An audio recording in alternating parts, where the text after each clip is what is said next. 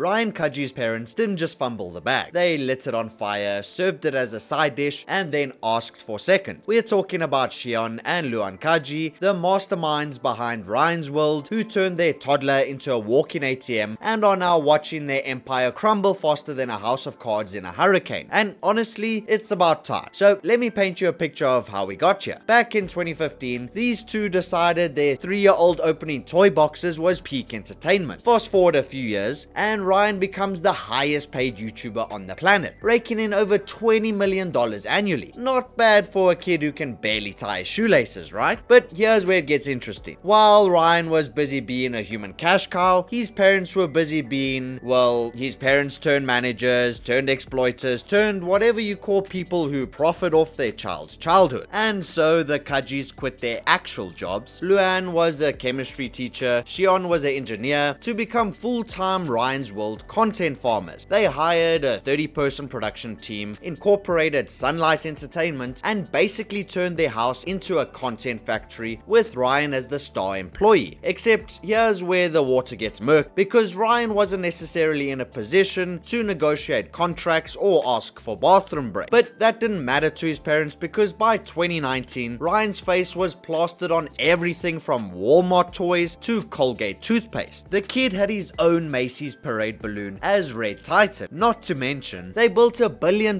brand on shoulders that were still growing. But even back then, people were side-eyeing this whole operation harder than a suspicious TikTok dance trend. Now, because of this, critics weren't just throwing shade. They were launching full solar eclipses. The FTC launched an investigation because apparently turning your living room into a 24/7 advertisement disguised as playtime raises some eyebrow. Who would have thought, right? And so consumer advocates accused them of deceiving millions of kids with ads that look like regular content. It's almost like preschoolers can't tell the difference between Ryan loves this toy and Ryan's getting paid to love this toy. The family even had to rebrand from Ryan's Toys Review to Ryan's World to make it sound less commercial. That's like calling a casino a fun money adventure center. Same energy, different packaging. But the sponsored content kept flowing because apparently ethics don't pay the bills like overworking Ryan does. And speaking of that, let's talk numbers. Ryan was filming up to 25 segments every week across multiple channels. 25! That's more content than most adult YouTubers produce in months. And this kid was still learning multiplication table. Every aspect of his life became monetized entertainment. Family vlogs, science experiments, daily routines. The boy couldn't brush his teeth without it becoming content. And the worst part is that no laws protected Ryan's earnings the way they protect child actors in Hollywood. All that money legally belonged to mommy and daddy. So while Ryan was out here being the family breadwinner, his parents were the ones holding the bread and the butter and probably the entire grocery store. But karma doesn't forget addresses, and it definitely doesn't skip YouTube channels. Because fast forward to today, and the Kaji empire is collapsing harder than a Jenga tower in an earthquake. Remember when Ryan's World was pulling in over 1 billion views per video? Those days are deader than flip phones. New videos now struggle to break 100,000 views. We're talking about a 70% drop in viewership, which for a channel of this size, that's not a decline. That's a free fall with no parachute. Now, the reasons are both obvious and satisfying. Ryan grew up, and so did his audience. The 5-year-olds who used to worship him are now preteens who think the same content his parents are forcing him to make is, well, cringe. Meanwhile, new toddlers aren't interested in watching a teenager pretend to be excited about toys. It's kind of like watching your older brother play with action figures. It's just awkward and uncomfortable for everyone involved. But wait, it gets even worse for Ryan's parents. YouTube has since changed its algorithm after the Copa crackdown, and suddenly channels featuring kids weren't getting the royal treatment anymore. The result, Loann herself admitted, they lost 70% of their income practically overnight. Again, 70%. That's not a pay cut, that's financial amputation. And just when you thought Ryan's parents couldn't dig themselves a deeper hole, they decided to make a movie called Ryan's World, the movie. Titan Universe Adventure. Sounds epic, right? Yeah, no. This cinematic masterpiece managed to gross a whopping $624,000 against a $10 million budget. They lost nearly $9.5 million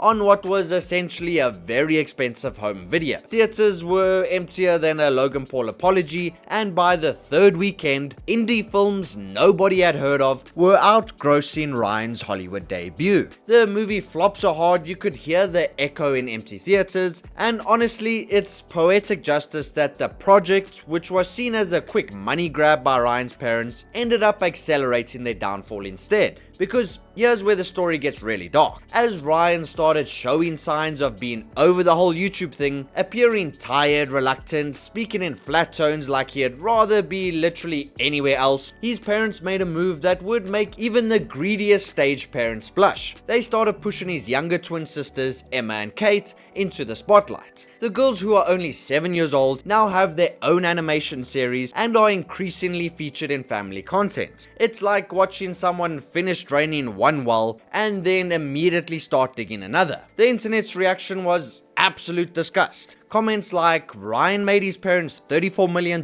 and now they're exploiting his baby sisters, started flooding social media. And so the public opinion shift has been brutal and well deserved. People are finally seeing the Kajis for what they always were. Two adults who monetized their children's innocence and called it family content. The fact that multiple states have rushed to pass kidfluencer laws requiring parents to set aside earnings for their children is basically society admitting the Kaji model was exploitation all along. Even recent interviews with the family have been particularly telling. When Ryan appeared on a podcast, viewers noticed how uncomfortable he looked, how little he spoke, and how his parents did most of the talking. Comments poured in predicting a future Netflix documentary about how his parents robbed him blind. People are literally counting down the years until Ryan turns 18 and can tell his real story. But as of now, the Kajis are desperately trying to keep their sinking ship afloat. They are recycling old footage of younger Ryan, using his face in thumbnails for videos he barely appears in, and pushing the twins harder than a Black Friday sale. But the writing's on the wall. By 2029 or 2030, when Ryan's 18 and the twins are 12, this whole operation will finally collapse under its own greed. And you know what? Good.